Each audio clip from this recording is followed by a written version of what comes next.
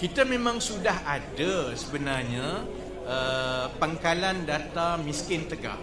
Yang ini yang disebut sebanyak 126,000 orang keluarga miskin tegak, dan proses ini sebenarnya telah pun berlaku berpuluh-puluh tahun melalui satu pangkalan data dalam kerajaan yang dipanggil IKUTI.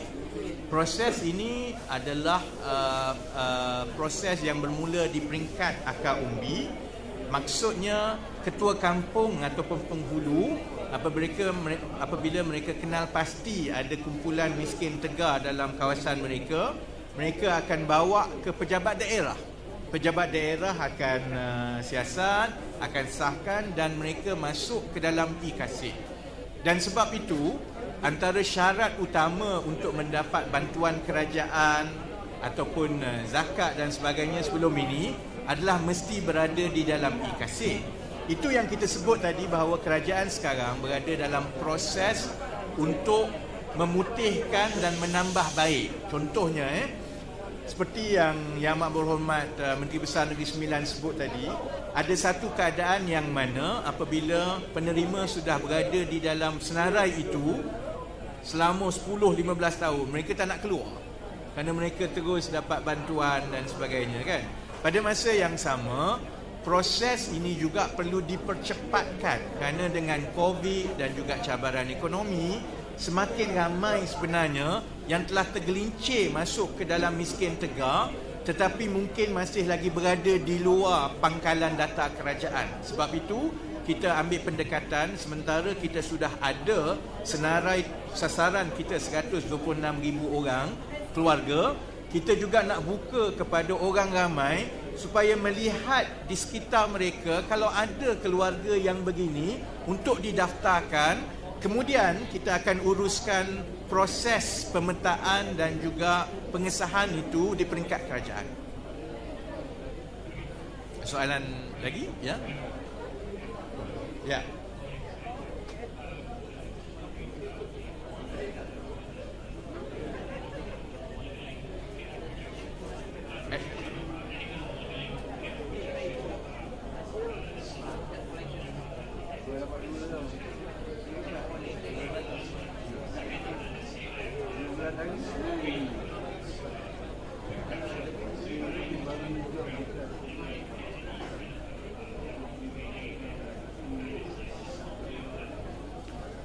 Soalan tadi ada dua.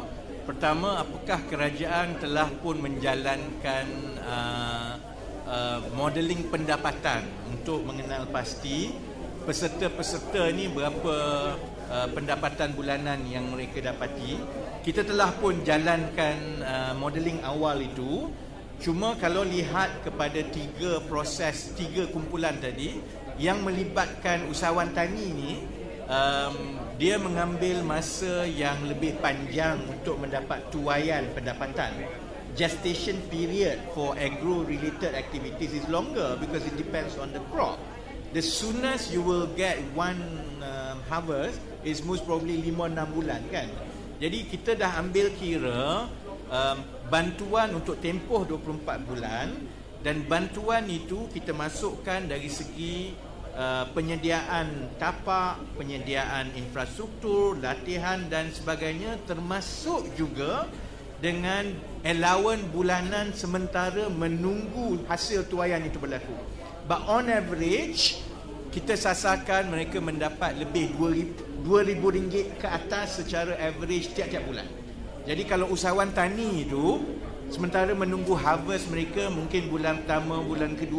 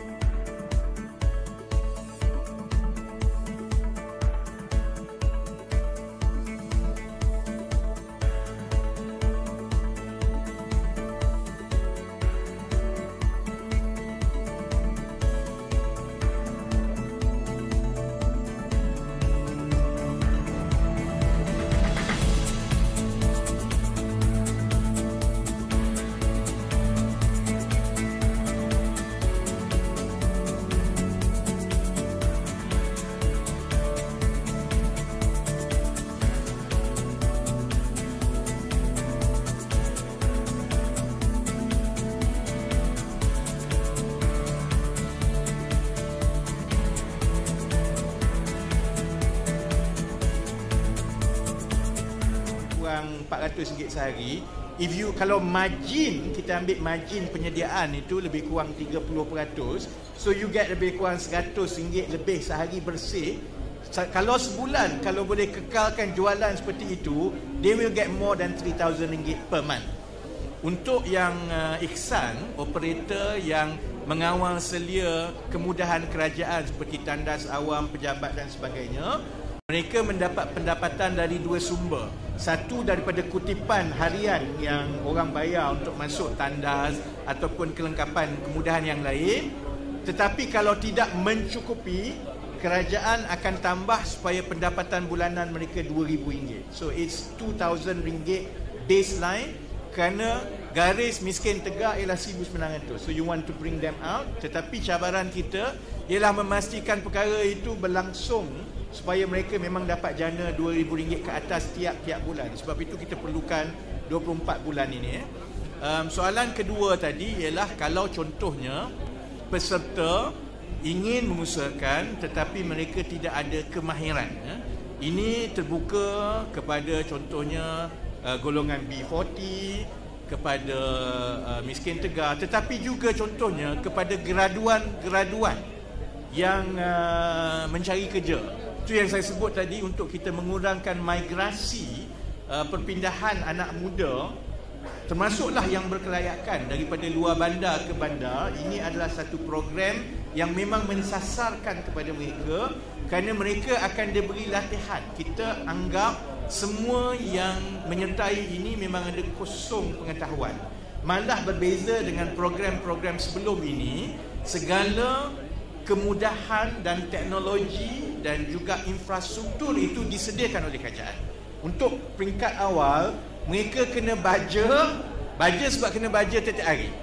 Jadi sebenarnya dia bukan bekerja kat situ 8 jam sehari. Tanah itu telah disediakan, infrastruktur dah disediakan, fertigation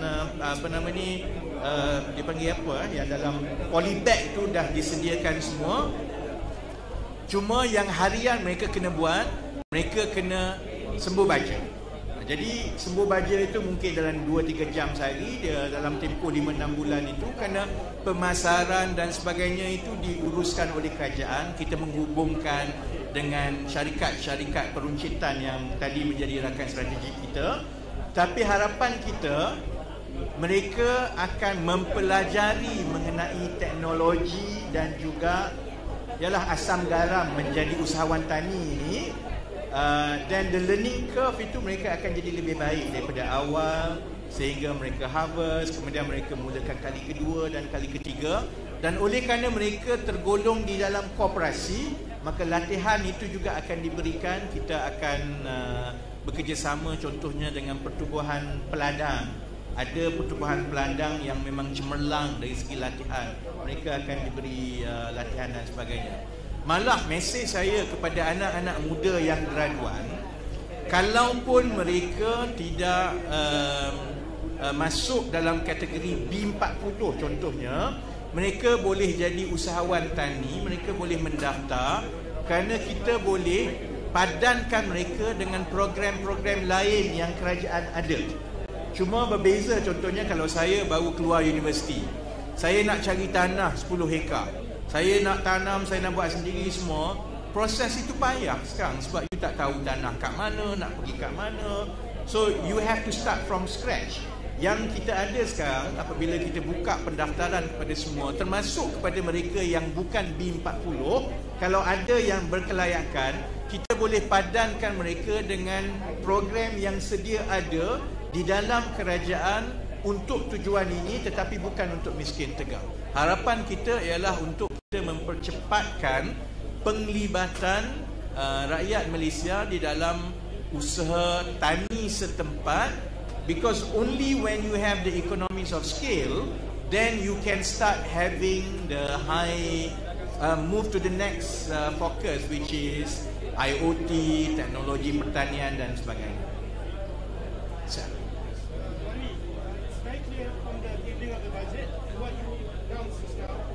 Government is moving away from one-off incentives.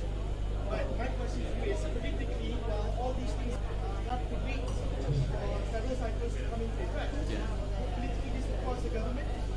I don't think so actually. Of course, you have to balance, and you have to balance, and because that's I think being a responsible government means we will be able to balance between the national obligation to strengthen our fiscal position, because the whole country now knows that our government's debt has reached 1.5 trillion. We know that we don't have much money left to indulge in just giving free money, and we also know that approach is no longer sustainable in the long run, because while it will benefit and make some people happy, but in the long run you begin to have shocks to the economic system. And what has been happening in the last few years is a precise example of that. We have a problem with our food supply, and because of that, then it pushes up prices and so on. What is happening behind the scene is that we want to balance in parallel programs like this that gives basically the fishing rod to people, as I say, buka pintu, so that they themselves can increase their income generating capacity, yet at the same time we streamline as many overlapping programs and one-off assistance, so that we really focus the amount of cash that we have to different groups that have better outcome in the future. I don't think that it will exclude anyone. If anything, is better targeting, and that's also what we mean by targeted assistance. The good thing is, unknown to the public, is that the extent of the work to consolidate all this data to make sure that one person gets good assistance that can help them in the long run, that work is actually already quite advanced. We have already mapped out close to 200 plus different types of cash aids and assistance that government, federal agencies have given to the public. We have mapped it out, so we know now one person sebenarnya dapat berapa banyak. We are now going to, the next few months is to very quickly bring the data from state governments to make sure that we also follow and tally individual cash assistance that the state gives. And hopefully by end of this year, for each household, we actually know berapa banyak dia dapat, berapa bentuk bantuan, and that allows us not only to streamline, but to focus the resources that we have. I'm actually quite confident that the public will accept it well, because this is what the public by and large had wanted the government to do for a while. We want to make sure that we close leakages, and we want to make sure that for every $1, RM1 that government spend on helping people, it gives them the fishing rod for them to be able to look after themselves in the long run. So what we have not announced is how advanced it is we have been when it comes to mapping this. And the mapping is, I say, almost 80% done, because the next level is just basically the state level assistance to be put into the database. Here's an extended question, because I'm concerned that with the state elections this year, the government might change its tunes when they see that the voting is not in their favor. I don't think so, to be frank, because if you are in our shoes, right, we want to do the right thing. I don't know about previous governments or previous ministers. I don't see this as a job, and a lot of us actually come into government with that view, that this is an opportunity for us to do something good for the country. This is what we wanted to do all along.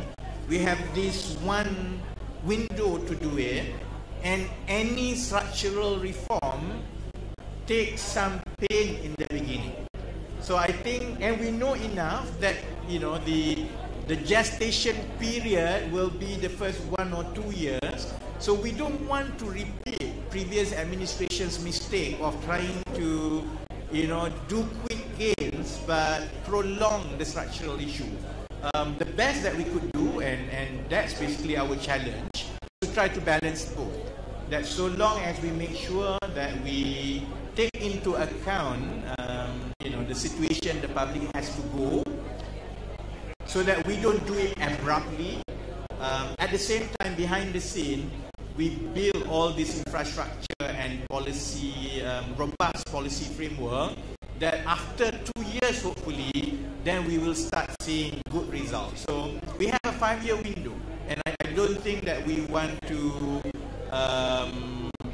be flip-flopping on this reform agenda, be it in terms of governance, be it in terms of economic reforms. It's just that I hope the public understands that structural reforms does take some time, and we have to harmonize from the policy to the implementation, and only after some time you can start seeing the effects of, contohnya, IPR ini kepada rakyat terbanyak, dari segi mengurangkan harga, dari segi membuka lebih banyak ruang pekerjaan, dari segi membasmi kemiskinan dan sebagainya. And if we are very focused and stay on the ball, I think 2 years is a doable timeline for us to deliver. Ada soalan kepada 2 MB?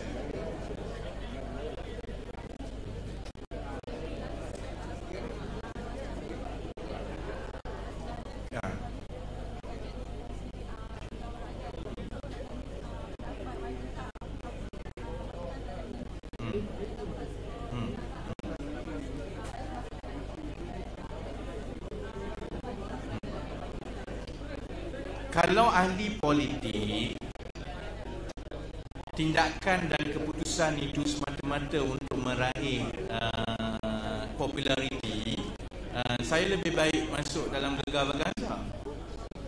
Tugas saya sebagai menteri ialah memperbaiki keadaan struktur ekonomi yang ada sekarang. Saya berterima kasih juga kepada pihak media, termasuk Sinar Harian, yang selalu melambung-lambungkan isu pasal harga barang. Ada setengah perkara yang saya tak sebut, dia pusing sedikit. Sebenarnya saya terbuka kerana itu menumpukan perhatian rakyat kepada isu-isu penting kita. Dan isu penting kita ialah seperti yang saya sebut hari ini, dan dia melibatkan seluruh rantaian pentadbiran dan sistem ekonomi kita, dari segi pembukaan tanah, dari segi memastikan ada kemahiran, dari segi harga dan sebagainya. Saya faham bahawa perkara yang betul-betul diperhatikan oleh rakyat setiap hari ialah soal harga barang. Harga barang ini bukan sesuatu yang boleh diselesaikan dalam tempoh 1 minggu, 2 minggu, 3 minggu. Kerjaya politik saya memang pada awalnya saya ambil keputusan yang tidak popular. Semasa dalam saya bertanding timbalan presiden PKR contohnya, ada perkara yang saya tidak bersetuju secara terbuka dengan Perdana Menteri sekarang. Jadi ada orang kata ini tak popular dan sebagainya. Rekod saya ialah selalunya, kalau saya merasakan perkara itu betul dan saya fokus kepada perkara itu, 2-3 bulan akan datang, bila perkara itu mula menjadi, maka orang akan diam. Jadi sebab itu sebagai ahli politik, saya sebenarnya tidak terlalu terikut-ikut dengan yang dilambung dan dimainkan baik oleh pihak media atau sosial media dan sebagainya. Kita fokus kepada tugas kita. Contohnya saya sebagai timbalan presiden sebelum ini, kalau dalam PKR, fokus saya ialah untuk memastikan PKR boleh menang cukup kerusi untuk kita membentuk kerajaan. Dan kumpulan yang sama seperti Sinar Harian yang semasa saya mula-mula mengumumkan bertanding dulu, ada banyak laporan negatif. Sekarang apabila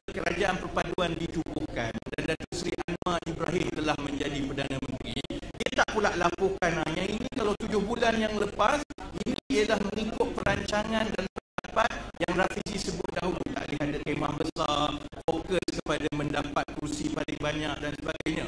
Media dan orang ramai, saya faham, memang menumpukan kepada perkara-perkara yang begitu. Tetapi sebagai kerajaan dan sebagai ahli politik, kita menumpukan kepada menyelesaikan masalah jangka panjang, dan ahli politik tidak boleh mengharapkan orang berterima kasih atau orang merasakan kita buat kerja. Hang on, let me finish, kan? Jadi, sebab itu sama juga dengan soal perancangan ekonomi, kita ada masalah struktur yang besar. Kita tidak ada wang seperti sebelum ini. Hutang kita 1.5 trilion. Pada masa yang sama, rakyat dan media melaporkan bahawa hutang kita terlalu besar. Media dan rakyat juga contohnya tidak boleh mengharapkan kerajaan ambil wang dan subsidi dan turunkan harga barang. Kerana berlakukan begitu akan menambahkan lagi masalah.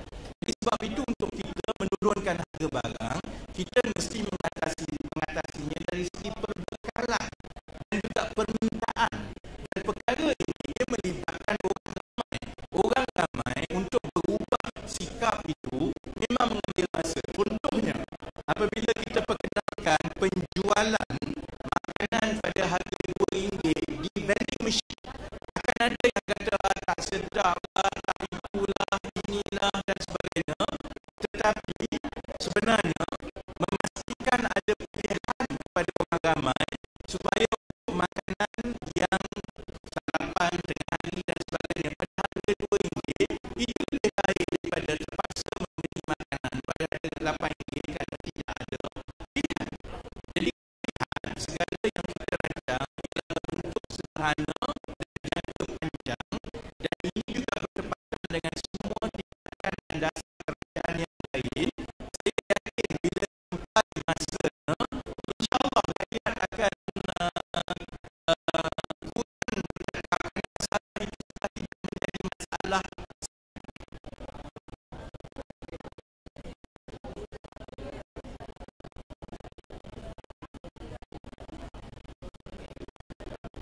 Kalau lihat, sebahagian tugas utama Kementerian Ekonomi ialah yang melibatkan dasar-dasar struktur ekonomi negara.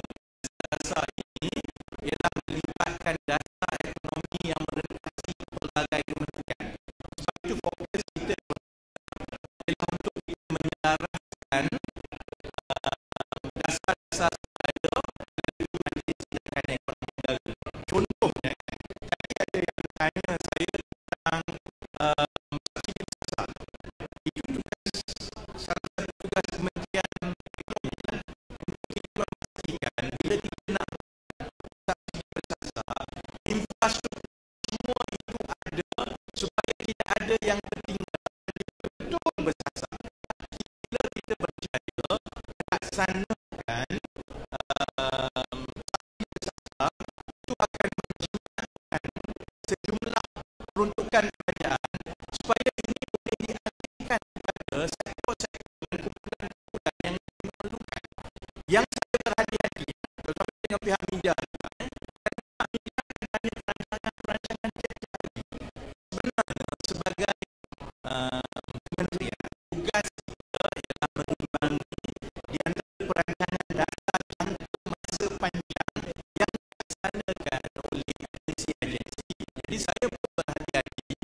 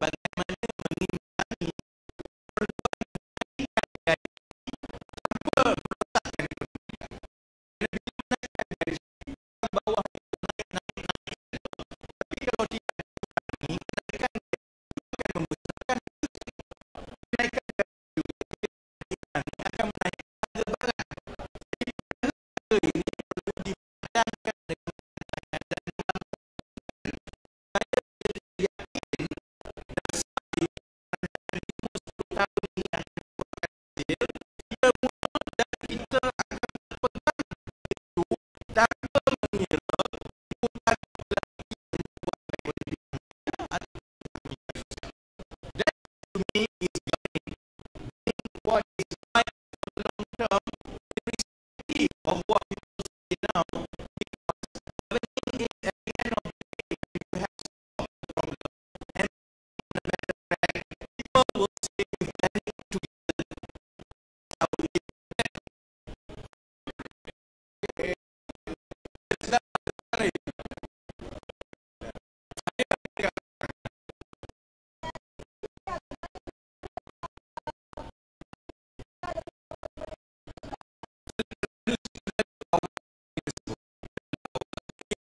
Saya lihat perencanaan ialah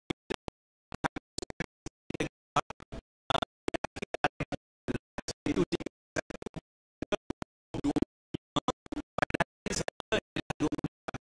ini